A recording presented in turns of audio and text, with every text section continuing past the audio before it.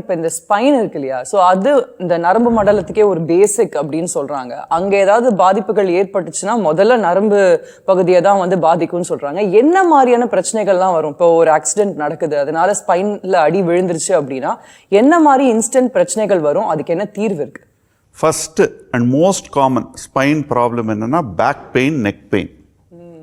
Especially நம்ம வந்து long hours, especially இந்த ஐடி செக்டர்லாம் நிறைய மணி நேரம் உட்காண்டே அந்த கம்ப்யூட்டர் இப்படியே பார்த்துட்டு இருப்பாங்க. பார்த்தா என்ன ஆகும்? நெக் பெயின் தான் வரும். It's common sense. இவர் சொல்கிறதில்ல common sense.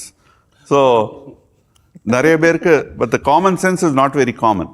So it is because of back pain and neck pain. So அடிபட்டா கூட த ஃபர்ஸ்ட் சிம்டம் வந்து பெயின். அந்த பெயின் ஏன் வருதுன்னா, ஸ்பைனுக்குள்ளே போகிறது வந்து ஸ்பைனல் கார்டு. தட் இஸ் மூளையிலேருந்து ஒரு உடம்போட பகுதிக்கு அந்த நரம்புலாம் போகிறது வந்து த்ரூ த ஸ்பைனல் கார்டு. கல்பாக்கத்துலேருந்து it is energy is generated, electricity is generated, it comes through high tension cables. அதே தான், சரியா? ஸோ அந்த spinal cord is telling you அடிபட்டிருக்கு, ஜாகிரதை. So you have pain. அதுக்கப்புறம் இன்னுமே பாதிப்பு இருந்ததுன்னா கை கால் பலகீனம், மரத்து போகிறது, அது எல்லாமே வரும். So it depends on the extent of injury. எவ்வளோ அடிபட்டு இருக்கோ அது தகுந்த மாதிரி சிம்டம்ஸும் இருக்கும். Doctor, November 17th international epilepsy day ஆக்சுவலாக வந்தது. இந்த வலிப்பு நோய் தினம் அப்படின்னு சொல்லுவாங்க. அது இப்போ எந்த அளவுக்கு குறைஞ்சிருக்கு, இல்லை அதுக்கான அதை பற்றி கொஞ்சம் விவரமாக சொல்லுங்களேன். வலிப்பு நோய் வந்து இது வந்து ரொம்ப ஒரு பெரிய விஷயம் ஆக்சுவலி. பிகாஸ் ரொம்ப வருஷம் நம்ம இந்தியாவிலேயே அண்ட் அவர் சொசைட்டிலேயே வலிப்பு நோய் பற்றி நிறையா மித்ஸ், மிஸ்இன்ஃபர்மேஷன் நிறைய பேருக்கு இருக்கு. ஆக்சுவலாக அந்த சாவி கொடுக்கறது எல்லாமே, அது எல்லாமே டசன்ட் ஒர்க். வலிப்பு நோய் ஒன்றுமே கிடையாது. நம்ம மூளையில் ஒரு உறுத்தல் இருந்ததுன்னா வலிப்பு நோய் வரும். இன்னொன்று விஷயம் உங்களுக்கு தெரியுமா தெரியாது, நம்ம மூளை வேலை செய்யறது வந்து எலக்ட்ரிசிட்டி மூலமாக. மைக்ரோ வோல்ட்ஸ், நம்ம வந்து இந்த லைட் எல்லாம் இருக்குது, இது வந்து வோல்டேஜ் நம்ம சொல்கிறோம் இல்லையா. மூளை வந்து ஃபங்க்ஷன் பண்ணுறது மைக்ரோ வோல்ட்ஸில். ஸோ எல்லாமே that's also electricity. And nerves வந்து நம்ம காப்பர் வயர் மேலே அந்த இன்சுலேஷன் பிளாஸ்டிக் இருக்குல்ல, அதே மாதிரி தான் structure of the nerves. So சில இடத்துல அந்த உறுத்தல் வந்ததுன்னா நர்வ்ஸ் வந்து ஷார்ட் சர்க்கிட் ஆகுது. ஷார்ட் சர்க்கிட் ஆகுதுன்னா ஸ்பார்க் ஆகுது. ஸ்பார்க் ஆச்சுன்னா எங்கெல்லாம் அந்த இன்ஃபர்மேஷன் ட்ரான்ஸ்ஃபர் போகக்கூடாதோ அங்கே போகுது விதவுட் கண்ட்ரோல்.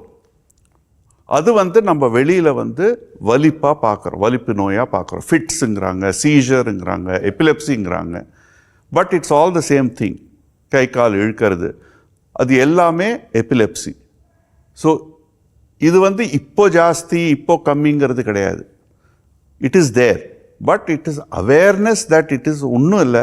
இது வந்து ஒரு பூதம் வரல, இது பேய் வரல, இது வந்து ஒரு சாதாரண மூளையில் உறுத்தல். அந்த உறுத்தலுக்கு பல காரணங்கள் உண்டு, பட் இது மூளையில் உறுத்தல், அவ்வளோதான். ஆக்சுவலாக நான் ஒரு விஷயம் கேள்விப்பட்டிருக்கிறேன் டாக்டர், ரொம்ப ஃபேமஸ் செலிபிரிட்டிஸ்க்கெல்லாம் இது இருக்குன்னு. ஜான் டி ரோட்ஸுக்கு இது இருக்கு. Lot of judges, players, cricket players, doctors, film actors, நிறைய பேருக்கு இது உண்டு. யாருக்குமே தெரியாது. Because you can lead a normal life. Doctor, எனக்கு இன்னொரு டவுட்டு. ஆக்சுவலாக இது கொஞ்சம் ஜாலியான ஒரு விஷயம். என்னென்னா, இந்த மூளையில் நம்ம சந்தோஷமாக இருக்கும்போது டோப்பமைன் அப்படின்னு ஒரு விஷயம் கிரியேட் ஆகும் அப்படின்னு சொல்லுவாங்க.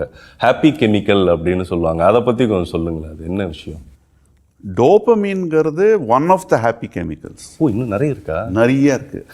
தேர் are lot of happy chemicals, there are lot of sad chemicals. ஏன்னா நம்ம மூளையே நான் சொன்னேன் இல்லையா எலக்ட்ரிசிட்டின்னு. இப்போ நான் கம்யூனிகேட் பண்ணுறேன் உங்களோட, இந்த கம்யூனிகேஷன் நம்ம ஸ்பீச்சால் பண்ணுறோம். பட் ஒரு நர்வ் இன்னொரு நர்வோட எப்படி அது கம்யூனிகேட் பண்ணும்? Through chemicals. ஓகே. ஸோ அந்த கெமிக்கல்ஸ் வந்து நான் என்ன மாதிரி நான் மெசேஜ் அனுப்புகிறேன், அது தகுந்த மாதிரி அந்த கெமிக்கல் ரிலீஸ் ஆகும். So if I want to be happy, it is டோப்பமீன், it is endorphin, அந்த மாதிரிலாம். If I want to be sad, it is something else. அது வேண்டாம். அது வேணாம். வேண்டாம், சேடே வேண்டாம். ஸோ நீங்கள் ஒரு ஜோக் சொன்னால் தான் அது சேட்னஸ் போகும். நிறைய பேர் டென்ஷன் ஆகுறாங்க ஜோக் சொன்னா. ஆமா, டோபமைன் வந்து சுரக்கிறது கம்மியாயிடுது டாக்டர் இவர் வந்து ஜோக் சொன்னா. அப்படியா? அதுக்கு ஏதாவது தீர்வு இருக்கா? கம்மியாச்சுன்னா இது வந்து பார்க்கின்சன் ஒரு நோய் இருக்கு. அது பார்க்கின்சனுங்கிறது ஒரு ஜென்ரல் டேர்ம். அதில் நிறைய விஷயங்கள் இருக்கு. பட் பேசிக்லி டோபமைன் கம்மியாச்சுன்னா இந்த பிரச்சனை வந்து இந்த பாடியே ஸ்லோ ஆகிடும். Functions become slow, the brain become slow. இந்த மாதிரி ஒரு ஷேக்கிங் happens. ஸோ இதுக்கு வந்து மாத்திரை நிறையா இருக்குது. we can give artificial dopamine மாத்திரை நிறையா இருக்குது. அண்ட் இப்போ புதுசாக we can also do one surgery, deep brain stimulation surgery இருக்கு. It is like heart pacemaker சொல்ல மாட்டாங்களா, அதே மாதிரி இது ஒரு பிரெயின் பேஸ் மேக்கர்னு சொல்லுங்க. இது வந்து அந்த பர்டிகுலர் ஃபேக்ட்ரி சரியாக வேலை செய்யலைன்னா அந்த பர்டிகுலர் இடத்துல ஒரு எலக்ட்ரோட் போட்டு ஸ்டிமுலேட் பண்ணிட்டாக்க இது வந்து வேலை செய்யும். அண்ட் இந்த நோய் வந்து நிறைய முதியவர்களை பாதிக்குதா டாக்டர்? ஜென்ரலா. பட் இப்போ வந்து நாங்கள் வந்து பார்க்கறது வந்து ஈவன் இந்த 40s 50s. அண்ட் இது வந்து ஒரு ப்ரொக்ரெசிவ் ப்ராப்ளம். ஏன்னா அது வந்து அவங்களோட டோபமைன் ஃபேக்டரி ஷட் டவுன் ஆகுது. It's a sick unit. It is not working properly. So இது வந்து மாத்திரை கொடுத்து வி ஆர் ட்ரைங். அது இப்போ நீங்க சொல்றது மாத்திரை கொடுத்து, பட் அது ஏன் ஷட் டவுன் ஆகுது? அதுக்கு ஏதாவது ரீசன்? அது நிறைய காரணங்கள் உண்டு.